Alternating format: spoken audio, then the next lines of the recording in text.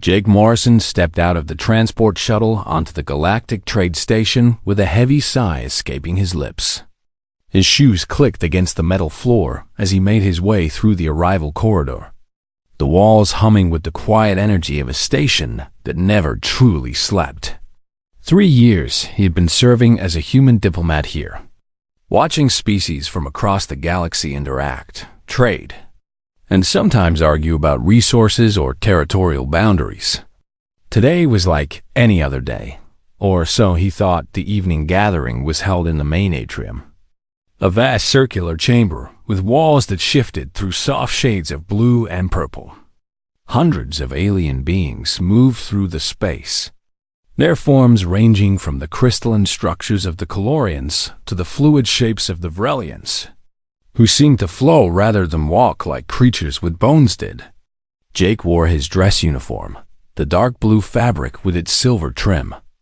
He had learned long ago that looking official made conversations easier. Though his heart was not really in these events anymore, he stood near the refreshment station, watching the crowd when 3 tall figures approached him. They were unmistakably Zarthan, a species known for their elegance and grace. Their skin shimmered with colors that seemed to shift depending on the light. Moving from soft gold to deep violet, their eyes were large and intelligent, and their movements had a fluidity that suggested they were comfortable in any environment. The 3 sisters were clearly related, though each had subtle differences in their coloring and bearing. The eldest of the 3 extended her hand in the human fashion. Jake had taught them that gesture during a previous trade negotiation. Her name was Kira, and she had always been polite in their brief encounters.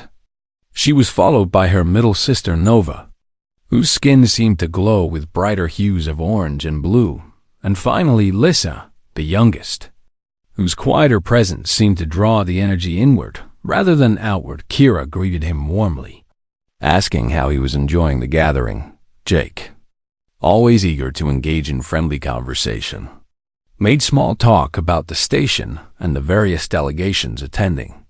Nova asked him about his family back on Earth, a question that triggered the familiar ache of homesickness he carried with him always. He answered honestly, telling them about his parents and his younger sister, how much he missed them, how he tried to call every week, but the time delays made it difficult. Then Lissa asked the question that would change everything.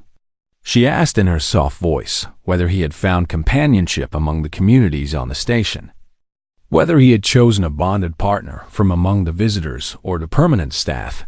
It was an innocent enough question, the kind of thing that showed interest in his personal happiness.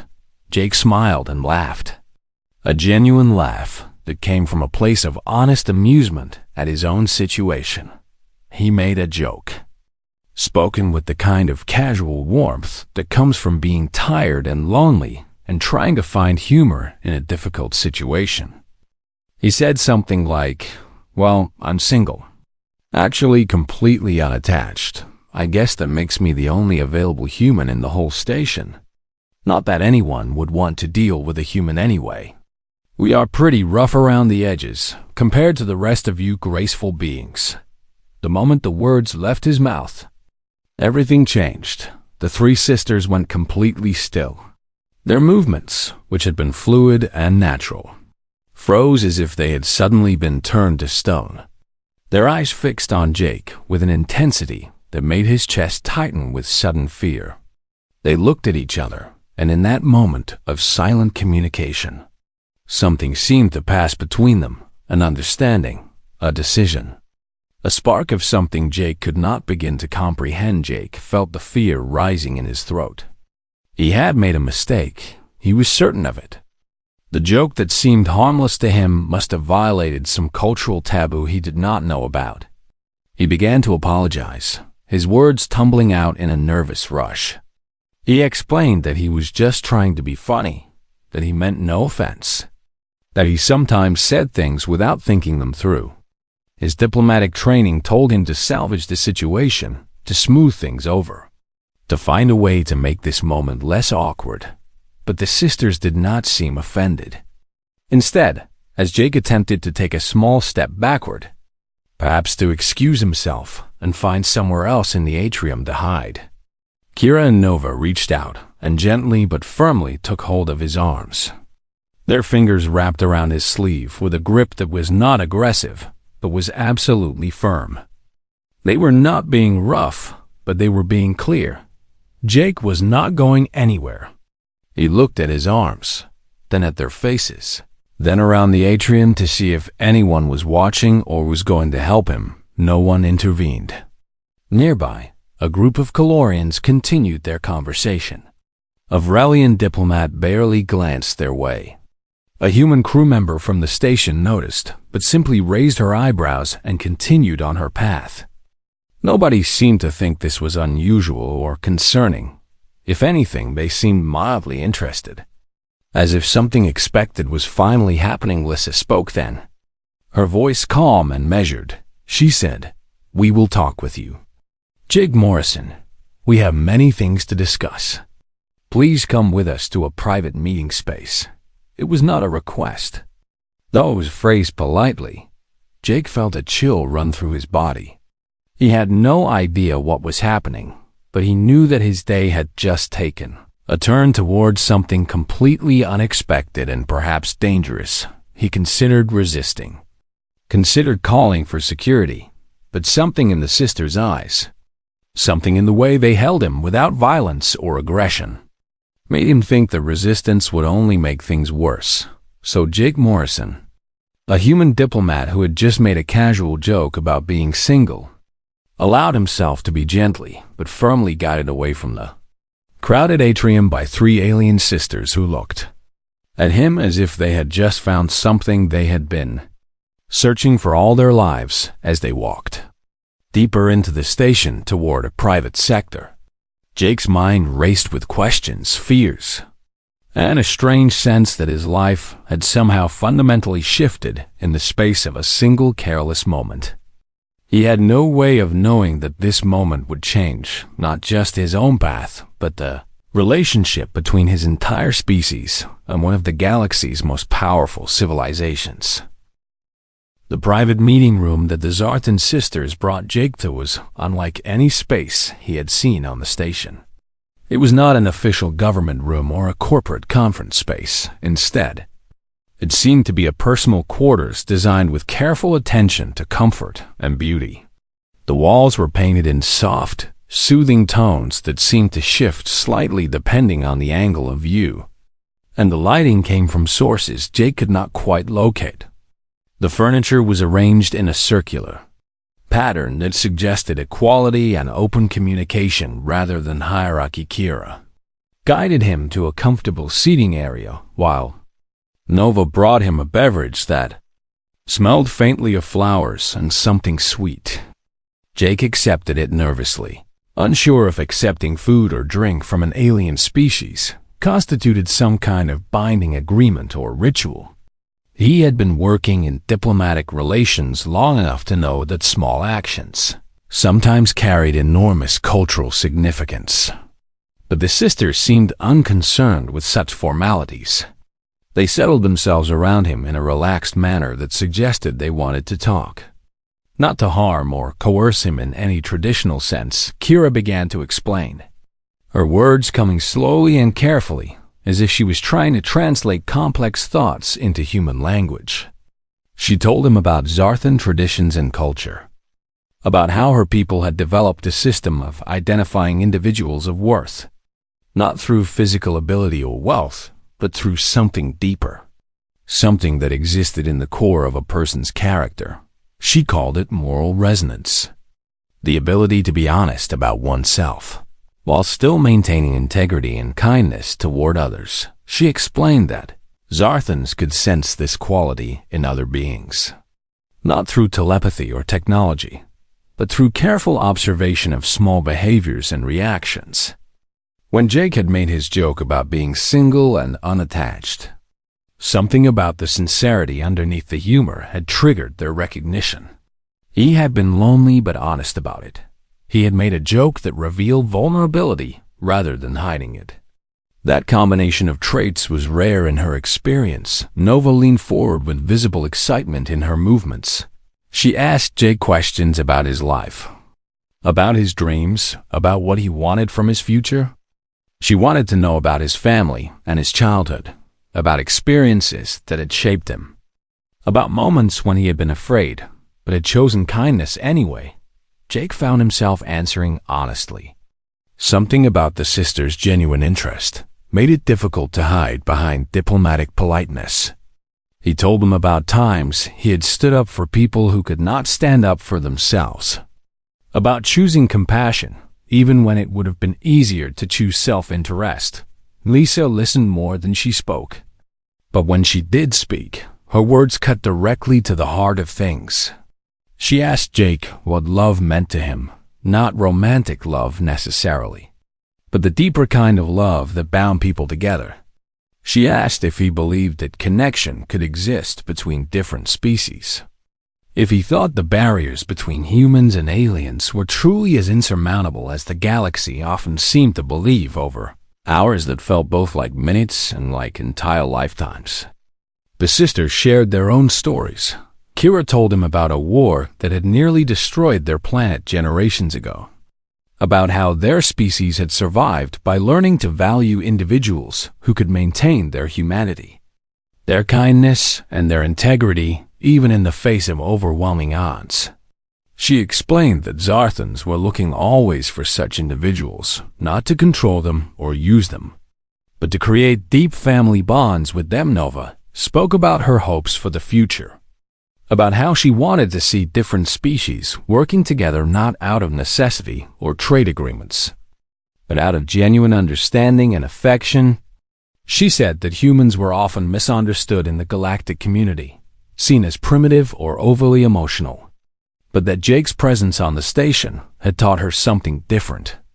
She had watched him choose fairness in negotiations, even when he could have chosen profit, choose honesty, even when it would have been convenient to mislead. Lisa simply reached over and placed her hand gently on his, a gesture of connection that transcended species and language. She said that her sisters had chosen to reveal themselves to him, and that this revelation was not something they did lightly.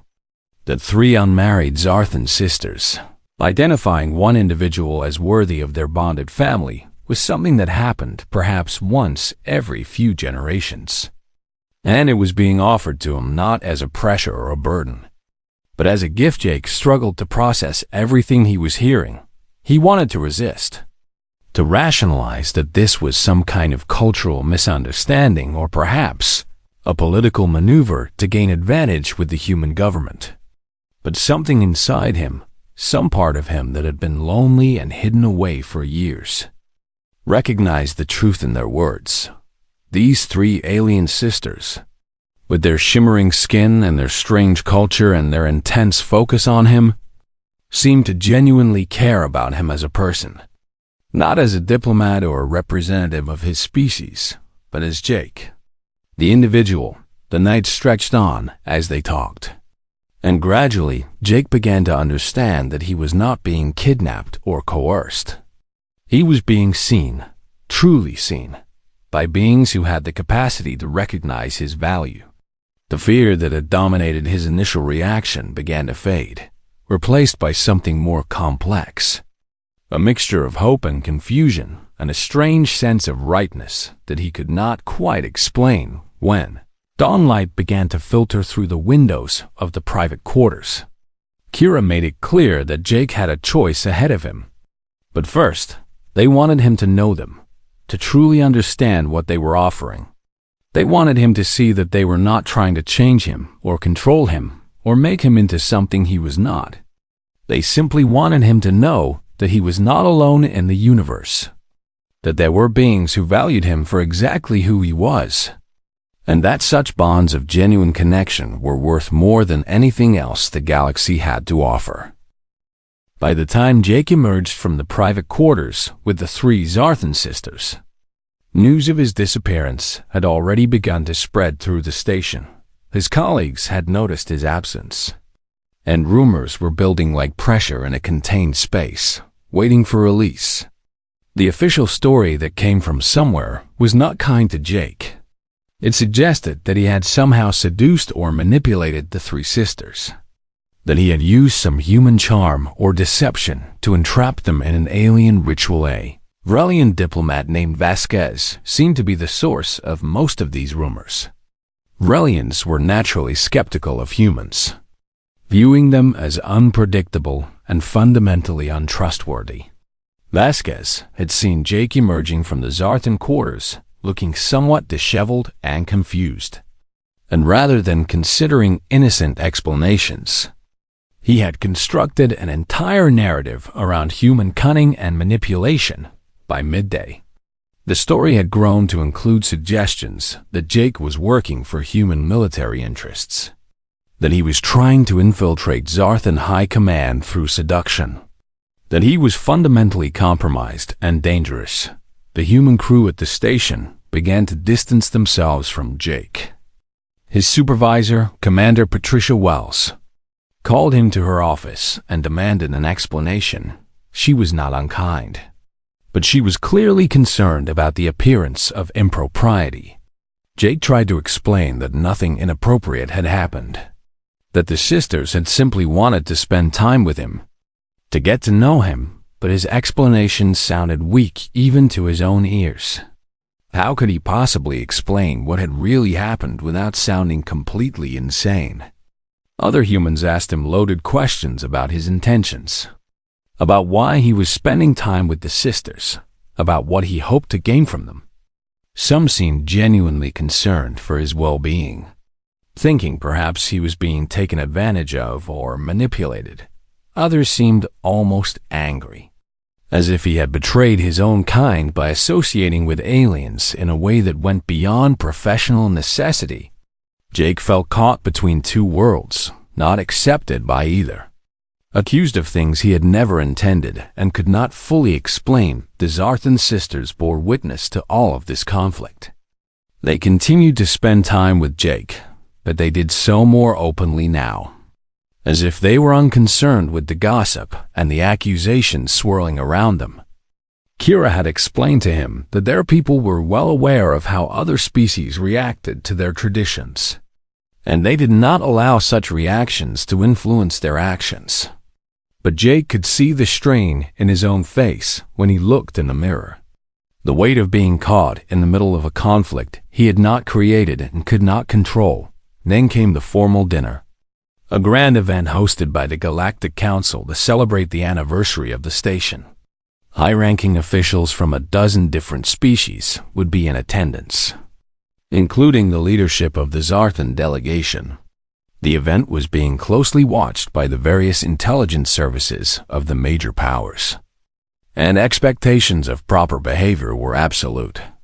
Jake knew that attending would put him further into the spotlight, but the sisters asked him to go, and despite everything, he could not bring himself to say no to them during the dinner. In the middle of a carefully orchestrated meal, where every course was designed to please the dietary requirements of multiple species, Jake felt something inside him break.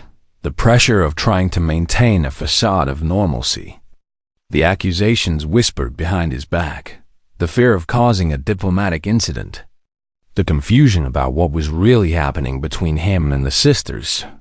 All of it suddenly became too much to bear. He excused himself from the table and found a quiet corner of the great hall where he allowed himself to genuinely break down.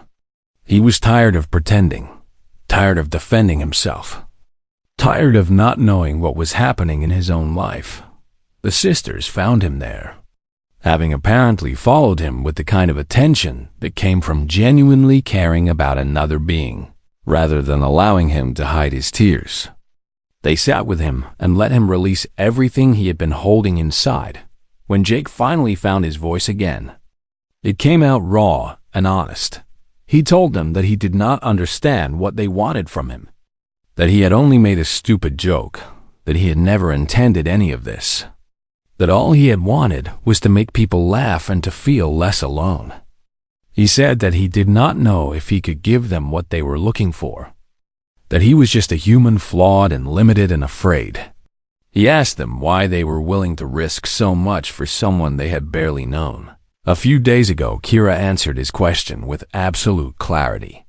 She explained that Zarthans could sense the truth of a person, not just their words, but the fundamental honesty of their being. She said that when Jake had made his joke, what they had sensed was not deception, but vulnerability. Not manipulation, but genuine loneliness paired with genuine kindness. She told him that humans were misunderstood by the galaxy, that they were often judged by their physical capabilities rather than their character, but that her people had learned long ago that character was the only thing that truly mattered. Nova added that the rumors and accusations they had all endured were nothing compared to the wars and conflicts that Zarthans had survived. They were not afraid of the gossip or the judgment of others. They had chosen to pursue their connection with Jake because they believed he was worth more than the superficial concerns that ruled most galactic politics.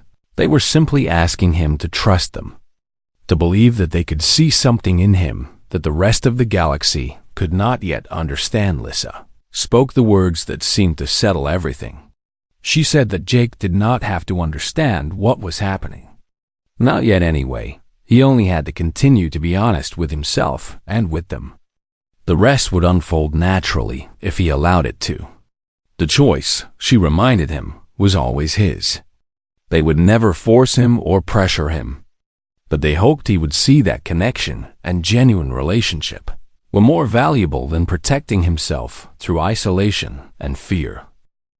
In the weeks that followed the formal dinner, Jake began to see his situation through an entirely different lens. Instead of viewing the sisters as mysterious beings who had disrupted his life, he started to understand them as individuals with their own hopes, fears, and dreams. He began to genuinely know them, not as a diplomat studying a foreign culture, but as someone learning to care about specific people, to value their company for its own sake. Kira took him to the Zarthan Cultural Center, a place where few humans were allowed to venture. There, she showed him ancient records of her people's history, stories written in symbols that shimmered with colors he had no names for. She told him about the ancient war that had nearly ended her civilization, about how her ancestors had faced extinction not because they were weak, but because they were fighting with their physical strength and weapons rather than their deepest values. She explained that when they learned to prioritize the bonds between individuals, the quality of their connections, and the truth of their character, something had shifted in their society. They had become stronger through compassion rather than weaker. They had survived through building genuine relationships rather than dominating others. Nova taught Jake Zarthan customs, things as simple as the way to greet another person with genuine warmth, the way to accept food or drink in a way that showed respect, the way to sit in conversation that honored the other person's presence. These were small things in a practical sense, but they revealed larger truths about how her people viewed interaction and connection. Everything was designed around the principle that every individual mattered, that every person deserved to be seen and honored. Lissa spent quiet time with Jake, not always talking, but simply existing in the same space. She would ask him about his feelings, about his dreams for the future, about what frightened him and what inspired him. She would listen with the kind of complete attention that made Jake feel like he was the most important thing in existence. He learned that sometimes the most meaningful communication happened in silence. That presence itself could be a form of love. As the weeks turned into months, something shifted in how the station's population viewed Jake and the three sisters. The combination of the sisters' utter unconcern with gossip and Jake's genuine transformation made it impossible to maintain the narrative of seduction and manipulation. People began to notice how happy Jake looked, how the sisters seemed to glow when they were near him, how their interactions were characterized by genuine affection and respect rather than the kind of possession or control that the rumors had suggested. Even the brilliant diplomat Vasquez eventually had to acknowledge the reality of what he was observing. Instead of continuing to spread rumors, he began to watch with something approaching respect. The Zarthans had shown through their actions that they valued something deeper than political advantage. They were willing to be honest about their feelings and their choices, even when it meant facing the judgment of other species. That kind of integrity was hard to mock or dismiss. Commander Wells called Jake to her office again. But this time, her demeanor was entirely different. She offered him a promotion and told him that his work was being recognized at the highest levels of human government. His willingness to maintain diplomatic relations while forging genuine personal connections was being seen as a model for how humans could engage with the galactic community in the future. She asked him if he was planning to stay on the station, or if he wanted to return to Earth, or if he had other plans. Jake realized in that moment that he had been changed by his experience with the sisters. He no longer saw his future in terms of climbing the diplomatic ladder or gaining prestige. He saw his future in terms of connection and meaning. He told Commander Wells that he wanted to stay on the station, that he was building something important with the Zarthan delegation, and that he hoped the human government would recognize the significance of that relationship. The three sisters continued to spend most of their time with him. But now it was not a surprise or a scandal. It was simply accepted as part of the reality of the station. Human crew members would nod to him as he walked with Kira, Nova, and Lissa through the common areas. Other alien delegates began to approach him with genuine interest, wanting to understand what had happened between a human and three Zarthans. Some were curious about whether what had happened could be replicated with other species. Others simply wanted to understand how connection across such vast cultural differences could actually work. Kira, Nova, and Lissa showed Jake their personal living quarters, a beautiful space that reflected their aesthetic and their values. They asked him what he thought, whether he could imagine spending significant time in such a space. The question seemed simple on the surface, but Jake understood that it carried deeper meaning. They were asking him if he could imagine a future with them, not just as a friend or an interesting acquaintance, but as someone woven into the fabric of their daily existence. Jake found that he could imagine such a future. In fact, he had been imagining it for weeks without fully admitting it to himself.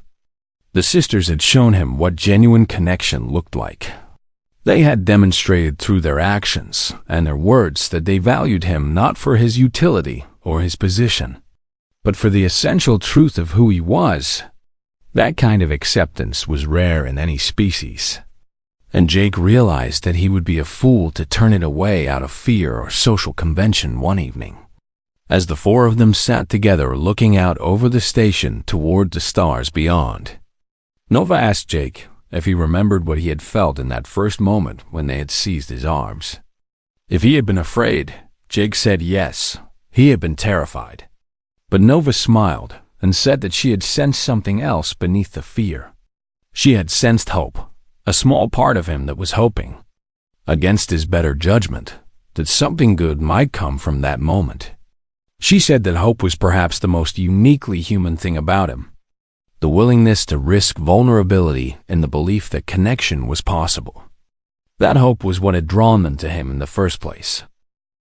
It happened on a quiet evening when the station was rotating through its night cycle, and the stars outside seemed to shine with particular clarity. Jake had been invited to a formal ceremony in the Zarthan private quarters, a space that had become almost as familiar to him as his own living space. He had learned that ceremonies mattered to the Zarthans, that the way things were done, the words that were spoken, the gestures that were made, all carried meaning and intention. Kira, Nova, and Lissa had asked him to dress in formal attire, something that represented his own culture and his own identity. Jake chose to wear his dress uniform, the same one he had worn the night he first met the sisters at the gathering. It seemed appropriate somehow, a full-circle moment, a way of honoring both where he had been and where he was now. The ceremony was conducted in Zarthan, but Nova had taught him the key phrases so he could understand what was being said. Kira began by speaking about traditions, about how Zarthans had survived the great wars of their past by learning that true strength came not from weapons or technology, but from the bonds between individuals. She spoke of how her people had learned to recognize those rare beings who possessed both power and compassion, who had the capacity to be genuinely known and to genuinely know others. Nova spoke next, her words filled with warmth and emotion. She said that in her hundreds of years of life, she had met countless beings, had formed many connections, but had rarely found someone whose presence felt like coming home. She said that Jake had shown her something she had almost forgotten, that vulnerability was not weakness, that asking for help or admitting loneliness was not failure, that being willing to be truly seen by another being was perhaps the bravest thing anyone could do. Lissa, whose voice was always quiet, but whose words carried tremendous weight, explained the nature of the bond they were offering. She said that in Zarthan culture, when three unmarried sisters choose to bond with another individual, it creates a family unit unlike any other. It was not marriage in the way humans understood it. It was something deeper and more multifaceted, a commitment to shared life, to mutual growth, to standing together against whatever challenges the universe might bring. Then Kira asked the question that Jake had been expecting and dreading in equal measure. She asked him, Jake Morrison, if he was willing to enter into this bond, if he was willing to become not just a friend or a companion to the three sisters, but a true family member, someone who would share in their joys and their sorrows, someone who would contribute to their community and their future. She made clear that this was not a decision to be made lightly, and that if he was not absolutely certain, he should say so. The sisters would not be hurt or angry. They would simply understand that this was not the right path for him. Jake had been preparing himself for this moment, but when it arrived, he found that words were inadequate. He wanted to explain how his life had been transformed, how his understanding of what was possible had expanded, how the loneliness he had carried with him like a weight had been replaced by something lighter and brighter. He wanted to express the gratitude he felt for being seen and accepted, for being valued not despite being human, but partly because of what being human meant. He thought about the years he had spent on the station before meeting the sisters, how he had done his job well but without genuine fulfillment, how he had made polite conversation but had never truly connected with anyone, how he had looked in the mirror each morning and seen a man who was efficient and competent but profoundly alone. He thought about how much had changed in just a few months. Jake spoke his answer clearly and without hesitation. He said yes, he was willing, not just willing but eager, to become part of their family. He said that he had thought he understood connection before, but the sisters had shown him that true connection meant being willing to be vulnerable, to trust others with his authentic self, to believe that he was worthy of love and care. He said that he loved them, all three of them. Not the kind of love that romantic fiction spoke of, but something deeper and more real. The kind of love that came from seeing another being clearly and valuing them for exactly who they were. Ceremony continued with rituals that linked their futures together. Kira, Nova, and Lissa each placed a hand over Jake's heart, a gesture that seemed to bind something essential between them. They whispered words in Zarthan, words that Jake did not need to understand linguistically because he could feel their meaning in the warmth of their touch and the genuineness of their presence. When it was done, the four of them stood together, no longer four separate individuals, but a family unit. Something entirely new in galactic history. The news of what had happened spread quickly through the station and beyond. When the human government heard about it, there was initial concern. But that concern faded when they understood that Jake had made this choice freely, that he was happy, that this bond actually represented a significant diplomatic achievement. More than that, though. The bond between Jake and the three Zarthan sisters became a symbol of something larger. It proved that humans possessed something the galaxy had underestimated.